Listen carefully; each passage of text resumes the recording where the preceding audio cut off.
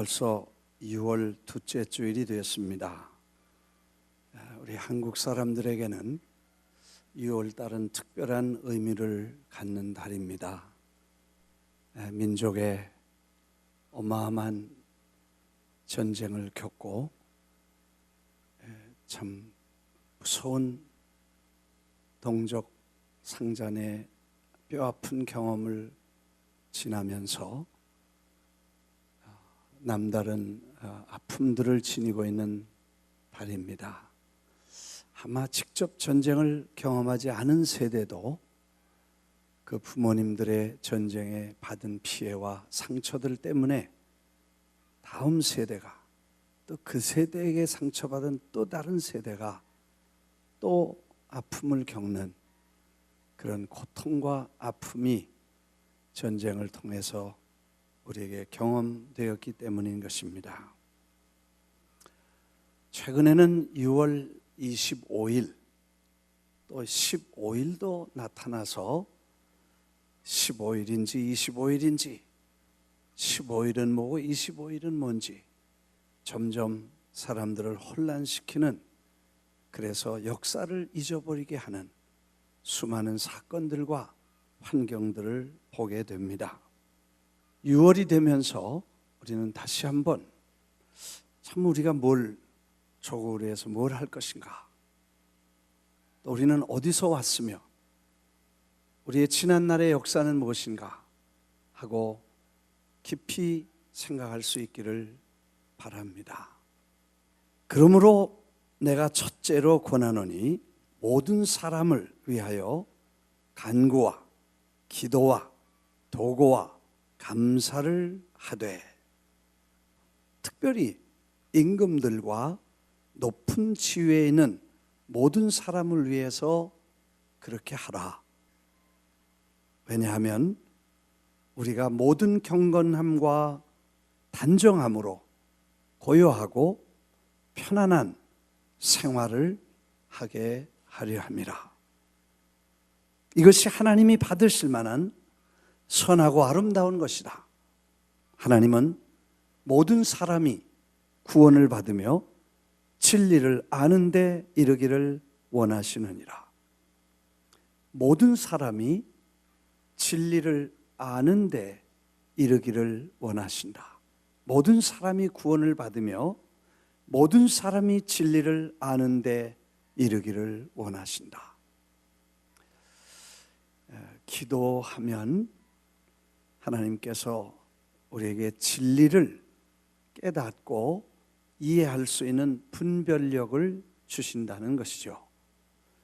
기도하면서 하나님을 신뢰하면 진리와 거짓을 분별할 수 있는 분별력이 생겨서 올바른 선택을 하고 그 선택을 통해서 고요하고 평안한, 경건하고 조용한 생활을 할 수 있게 된다는 말입니다.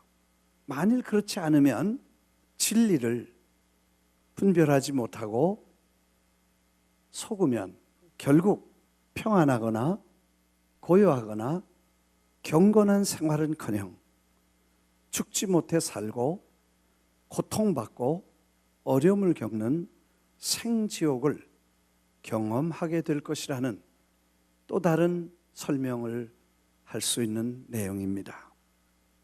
제3세계를 방문할 때마다 많은 분들은 도대체 한국은 어떻게 그렇게 빠른 시간에 절대적 가난, 그 끔찍한 절대 가난에서 헤어나올 수 있었는지, 그 가난이라는 무서운 저주에서 벗어날 수 있었냐는 것이 많은 분들의 질문이었습니다. 그때마다 저는 우리 민족이 일본 사람들에게 36년 동안 착취를 당하고 전쟁을 겪으면서 거지가 상거지가 되고, 그래서 남은 거라고는 아무것도 없고 가난과 저주밖에는 없던 그런 경험을 설명하고, 하나님의 은혜요, 많은 이유가 있겠지만 그 중에 가장 중요한 몇 가지를 들라면 그 중에 하나가 어린이들을 교육하고 기독교 학교를 세우고 선교사 학교를 세워서 기독교인을 어렸을 때부터 키워내고 그 사람들이 자라서 훌륭한 지도자들이 나오고 이렇게 되었다는 이야기를 설명할 수밖에 없습니다. 사실 대한민국의 초대 대통령도 선교사가 세운 기독교 학교에서 배출된 작품입니다. 과거 시험을 보려고 한학을 배우다가 제도가 없어지므로 감리교 선교사가 세운 아펜셀러라고 하는 선교사가 세운 배제 학당에 입학을 하게 됩니다. 거기서 기독교와 서양 문학을 배우게 됩니다. 물론 그 후에 이 젊은이는 정치적인 어떤 이유 때문에 감옥에 6년을 가게 됩니다. 거기서 애국관과 국가관과 기독교 신앙과 그리고 공산주의의 참모습을 알게 됩니다. 그래서 그 6년 동안에 그는 중요한 신앙과 애국심과 세계관을 감옥소에서 갖게 되고 후에 미국에 건너오게 됩니다. 조지 워싱턴 대학에서 학사학위를 받고 하버드에서 석사학위를 받고 프린스턴에서 박사학위를 받아서 마치 영어를 모국어처럼 하는 천재적인 젊은이로서 자랐습니다. 440는 아니지만 그가 어렸을 때 받은 기독교 영향과 신앙이 그의 어머니는 대대로 내려오는 불교 집안이었고 그가 기독교 학교에서 접한 기독교가 예수 그리스도가 그의 신앙에 그리고 인생의 사상의 이념의 중대한 핵심을 이루었다는 것을 우리가 잘 알고 있습니다. 대부분 사람들은 대한민국이 언제 생겨났는지 잘 모릅니다. 그냥 광복절, 그래서 8월 15일 되면 일본 36년에서 일본이 전쟁에 패하고 손을 들고 우리가 해방됐다 그렇게 알지요. 그래서 빛광자 회복돼서 빛이 다시 회복됐다, 광복절로 그렇게 우리나라가 시작된 줄 알지만 정확하게 아는 사람들이 많지 않습니다. 1948년에 대한민국의 국호를 정하게 됩니다. 고려공화국, 조선공화국, 대한민국이라는 세 가지 이름 중에 헌법 기초위원이 하나를 정했을 때 대한민국이라는 국호를 결정합니다. 이름을 지었다는 것입니다. 그 다음에 7월 17일에 헌법을 완성하고 헌법을 선포하고 8월 15일에 1948년 8월 15일에 대한민국 건국을 선포합니다. 그 후에 파리에서 있는 유엔 총회에서 대한민국이 국가로 유엔의 인정을 받게 되고 그래서 대한민국은 태어나게 되고 초대 대통령이 이승만 박사가 대통령으로 선출이 되지요. 이렇게 시작한 대한민국은 기독교와 전혀 상관이 없는 그런 나라였지만 놀라운 부흥이 일어나고 큰 발전을 해왔다는 것을 알게 됩니다. 사실 우리가 깊이 생각하면 이 나라를 어디다 세우느냐 하는 것이 대단히 중요한 것입니다.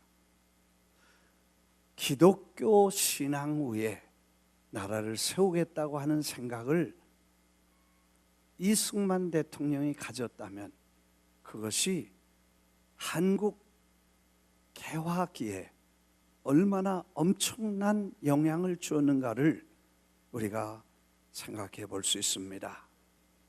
이승만은 1946년 3월 1일 기념식에서 한민족이 하나님의 인도하에 영원한 자유, 독립을 위한 민족으로 정의와 평화와 협력의 복을 누리도록 합시다. 1948년 5월 27일 국회의원 예비회의에서 임시의장으로 선출됐는데 그는 하나님과 순국선열과 3천만 동포 앞에 삼가 선서합니다. 이렇게 문구를 선언문을 채택했습니다. 사흘 뒤에 재헌국회 개헌식에서 대한민국 독립민주국회 제1차 회의를 열게 된 것을 하나님께 감사해야 될 것입니다. 이렇게 설명하면서 당시 재헌국회의원이자 감리교 서부연회장인 이윤영 목사를 단상에 불러 기도를 부탁했습니다. 언제 한번 그 기도 상황을 녹음한 걸 들은 기억이 납니다. 목사님 나오셔서 기도해 주시겠습니다. 아마 갑자기 부탁했나 봐요. 미리 짠 게 아니고. 그리고 섰는데 이 박사님이 뒤에다 목사님 짧게 하세요. 그런 것까지 나왔더라고 녹음에. 설교를 길게 하면 예수 안 믿는 사람이나 다른 국회의원들이 비평할까 봐 짧게 하세요. 그렇게까지 얘기를 한 것이 기록에 나와 있으니까. 그해 7월 27일, 24일 대통령 취임식에서 하나님의 은혜를 되새기며 오늘 대통령 선서하는 자리에서 하나님과 동포 앞에 나의 직책을 최선을 다하기로 결심하고 선서한다고 그가 밝혔습니다. 문제가 될 수 있는 내용들입니다. 그러나 이제 오랜 세월이 지나고 나서 거의 같은 시간에 두 나라가 출발을 하게 됩니다. 하나는 북쪽에서 하나는 남쪽에서 이렇게 시작이 돼요. 두 나라는 쌍둥이처럼 자라는데 70년 가까이 세월이 지나면서 이제 두 나라는 전혀 다른 체제와 다른 상태가 되었다는 사실을 알게 됩니다. 최근에 많은 분들이 북한과 남한을 성공과 실패라는 단어를 붙이기를 서슴없습니다. 물론 성공과 실패는 어느 면에서 보느냐에 따라 다르지만 그냥 일반적으로 경제 수준이나 사회 체제나 세계적인 위치나 여러 가지로 볼 때 북한과 남한을 성공과 실패라고 하는 단어로 붙인다면, 굳이 붙인다면 아마 북한을 실패한 이유가 있을 것이다. 남한은 성공한 이유가 있을 것이다. 이런 걸 분석해서 하나씩 나열한 사람들의 내용들을 봅니다. 첫째, 북한은 그 나라를 개인, 영웅주의, 한 개인 위에 나라를 세웠다는 것입니다. 민족의 태양이라고 하고 위대한 수령님이라고 하는 한 개인 위에 나라를 세우고 주체 사상이라고 하는 특별한 민족주의와 특별한 이론 위에 나라를 세우게 됩니다. 남한은 자유, 민주주의, 그리고 하나님을 섬기는 신앙 위에 터전에 나라를 세우려고 했던 디퍼런스가 지금 두드러지게 나타납니다. 하나는 이 반석 위에 나라를 세운 것과 모래 위에 집을 세우는 것처럼 인간이 죽고 인간의 권세와 인간의 모든 제도는 제국은 다 무너졌으니까 무너질 위에 세운다는 것은 잘못된 것이었다. 이렇게 분석을 합니다. 여러 가지 이유가 있겠습니다만 중요하게 그렇게 봐야 될 것입니다. 사실 성경의 오늘 말씀은 우리가 기도하고 나라를 위해 기도하고 지도자를 위해 기도하고 다른 사람들을 위해 기도하고 모든 사람들을 위해 기도하라. 하나님이 받으실 만하고 기뻐하시는 일이다. 그래야 모든 사람이 구원을 받고 모든 사람이 경건함과 고요함과 편안한 생활을 할 수 있게 되겠다고 설명하면서 내가 너에게 권하노니 임금들과 높은 지위에 있는 모든 사람을 위하여 하라. 모든 경건함과 단정함으로 고요하고 평안한 생활을 하려 함이라. 하나님이 받으시고 선하게 여기시는 것이라. 하나님은 모든 사람이 구원을 받으며 진리를 아는 데 이르시기를 원하시느니라. 그 진리라는 단어가 참이라는 것입니다. 참을 알게 된다는 것입니다. 기도하면 거짓과 진실을 분별할 분별력이 생긴다는 것입니다. 주님을 의지하고 성령의 인도를 받으면 거짓말과 사실이 드러날 분별을 할 수 있겠다는 것입니다. 사실 해방이 되고 짧은 시간에 그 몇 년 동안에 선택할 자유가 모든 사람들에게 주어졌었습니다. 남한과 북한의 국민들은 운명적으로 자신들이 살아가야 할 정치 체제를 스스로 선택할 수 있었습니다. 선택했어야 했었습니다. 그래서 어느 사람은 북한에 살기로 결정을 하고 어느 사람은 남쪽에 살기를 결정을 하고 어떤 사람은 공산 체제를 수용하고 어떤 사람은 거부하고 그래서 어떤 사람은 남에서 월북을 하고 어떤 사람은 북에서 월남을 했습니다. 그래서 민족이 이동을 했죠. 많은 사람들이 남으로 내려왔지만 올라간 사람은 그렇게 많지 않습니다. 아무튼 올라가고 내려가면서 선택할 권한이 주어졌었습니다. 많은 사람들이 온갖 가문이설과 협박을 받으면서도 자유와 민주주의를 선택한 사람들은 실향민, 피난민, 월남민 이렇게 슬픈 이름도 마다하지 않고 남한으로 내려와서 스스로 선택을 한 것입니다.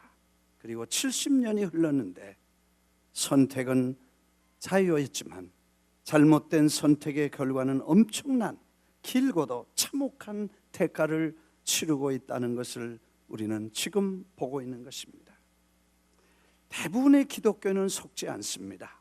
바른 선택을 할 수 있는 신앙과 판단력을 가지고 있기 때문인 것입니다. 여러분, 전쟁을 치를 때 역사 지금 많은 그런 책들이 나오죠. 어떻게 유대인들이 그렇게 짧은 시간에 수백만 명이 정신없이 아우슈비츠 같은 그런 수용소로 끌려가서 그렇게 똑똑한 사람이 그렇게 비참하게 그렇게 많은 사람이 그렇게 짧은 시간에 그렇게 엄청난 희생을 할 수 있었는가? 최근에 나온 책들을 보니까 나치가 유대인들을 어떻게 가문이설로 속였는지를 설명하고 있습니다. 그 설명한 내용은 이런 것입니다. 유대인들을 벌써 정리하기로 결정하고 뒤에서 조직적으로 컴퓨터를 만들어서 유대인을 전부 조사하고 소딩한 뽑아내죠. 유대인의 식구, 거주지, 가족상 전부 컴퓨터에 넣어서 전체를 넣고 그 사람들을 딱 빼서 어디 누가 사는지 조사를 하고 그리고 게토라고 하는 유대인 집단 수용소처럼 거주지를 만듭니다. 그래서 아주 복잡하고 힘든 그런 빈민촌을 만들게 됩니다. 전기도 없고 화장실도 없고 수도도 없고 완전히 짐승처럼 살게 되는 비참한 그런 환경을 만들어 줍니다. 생각해 보십시오. 사람은 수도가 있어야 물을 먹고요, 화장실이 있어야 하수도가 있어야 되는데 이 수도와 하수도가 없고 그 다음에 전기도 없고 시설이 없으면 얼마나 지저분하고 짐승처럼 살겠습니까? 그런 데다 몰아넣고 거주를 제한해 놓은 다음에 어느 날 이들에게 아주 가문이설이 좋은 소식을 전합니다. 여러분, 새로운 땅을 여러분에게 주겠습니다. 삶의 거주지를 옮기시면 새로운 땅을, 희망의 땅을 여러분에게 주겠습니다. 그리고 그들을 속이게 됩니다. 거기 가면 마음 놓고 학교를 세우거나 마음 놓고 살고 마음 놓고 아이들을 키울 수 있습니다. 떠나지 않으시겠습니까? 떠나십시오. 그래서 없는 땅을 미리 사기도 하고 사업을 위해서 자금도 마련하고 있는 폐물과 몽땅 중요한 걸 가지고 기차를 타게 됩니다. 기차를 탈 때 보니까 짐승을 실어 나르는 차에다 한 칸에 수백 명씩 실어 밀어넣고 그들이 자물쇠를 밖에서 잠글 때야 속았다는 걸 그때 알게 됐죠.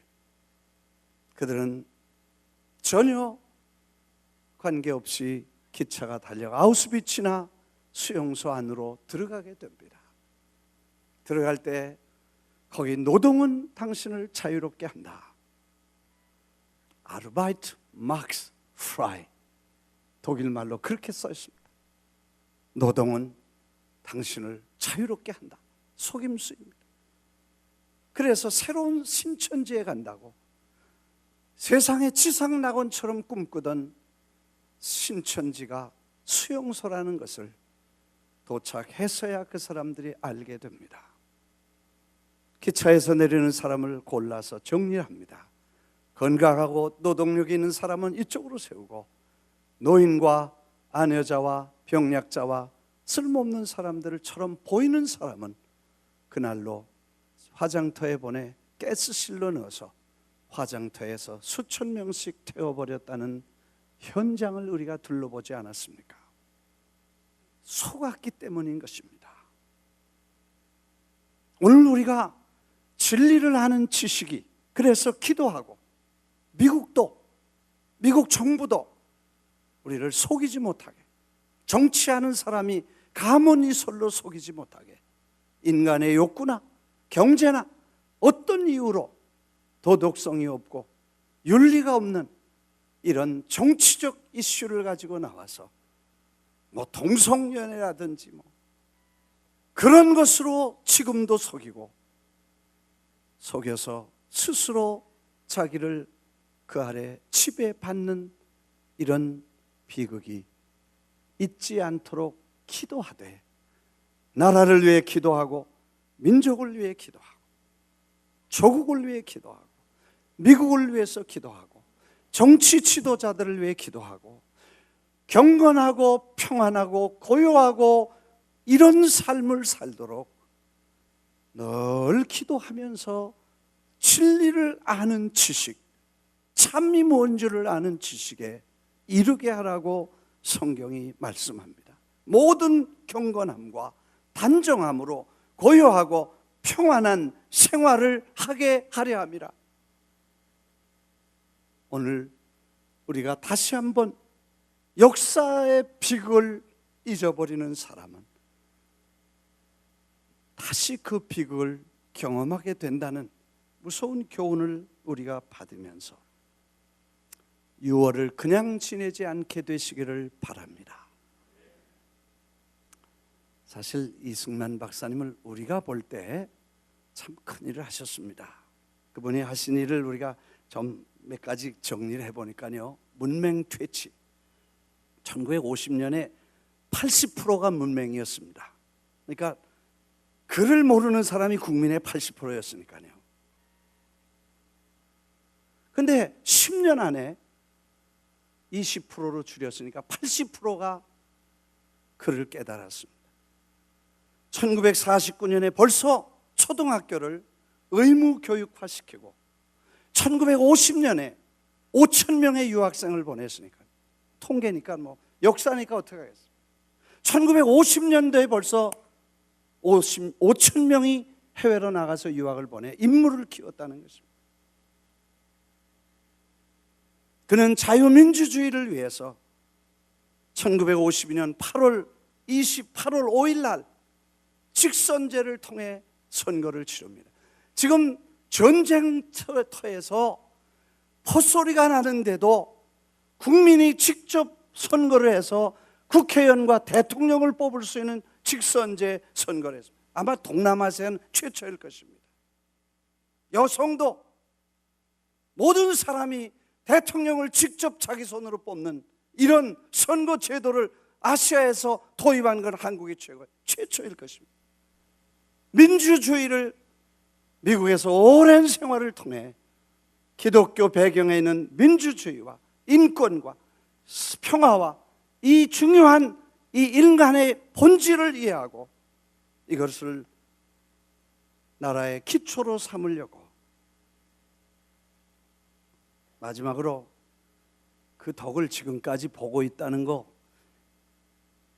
우리가 덕 보고 있는데도 모르고 있다는 게 뭐냐 하면, 사실 미국 워싱턴은 한국 전쟁에 유엔과 함께 개입이 됐지만 전사자가 계속 생기고 반전운동이 일어나니까 어떻게든지 빨리 협상을 해서 빨리 한국을 탈출하고 전쟁을 끝내고 그 다음에 손 털고 다 철수할 게 미국 워싱턴의 입장이기 때문에 끊임없이 평화협정을 위해서 모임을 계속 갖고 있는데, 북한에서는 조건이 뭐냐, 이 거제도에 있는 반공포로를 전체 북한으로 보내라는 거예요.